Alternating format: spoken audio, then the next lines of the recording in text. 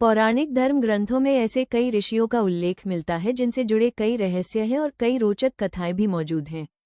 ठीक ऐसे ही हमारे शास्त्रों में एक ऐसे ऋषि का उल्लेख किया गया है जिनकी दो नहीं बल्कि तीन टांगें थीं। ये ऋषि एक श्राप और एक वरदान के कारण तीन पैरों पर चलते थे। इन ऋषि का संबंध भगवान शिव से भी है।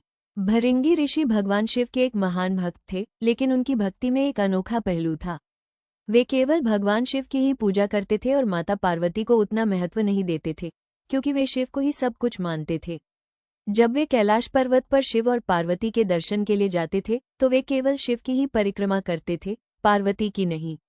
एक दिन जब भृंगी ऋषि हमेशा की तरह केवल शिव की परिक्रमा कर रहे थे, तो माता पार्वती ने सोचा कि उन्हें ऋषि को ये सिखाना चाहिए कि शिव और शक्ति एक ही हैं, उन्हें अलग नहीं किया जा सकता। इसलिए अगली बार जब भृंगी आए तो पार्वती शिव के साथ इस प्रकार बैठी कि भृंगी को दोनों की परिक्रमा करनी पड़े। लेकिन भृंगी अपनी भक्ति में इतने दृढ़ थे कि उन्होंने एक भौरे भृंग का रूप धारण किया और शिव और पार्वती के बीच से उड़कर केवल शिव की ही परिक्रमा करने की कोशिश की। माता पार्वती इस अभूतपूर्व अनादर से अत्यंत क्रोधित हुई।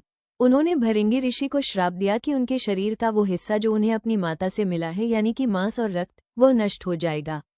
इस श्राप के कारण भृंगी ऋषि केवल हड्डियों के ढांचे के रूप में रह गए, इतने कमजोर कि वे खड़े भी नहीं हो सकते थे। अपने प्रिय भक्त की ऐसी दशा देखकर भगवान शिव को उन पर दया आई। उन्होंने भृंगी ऋषि को एक तीसरा पैर प्रदान किया ताकि वे उस पर सहारा लेकर खड़े हो सकें। इसी कारण से भृंगी ऋषि को तीन पैरों वाले ऋषि के रूप में जाना जाता है।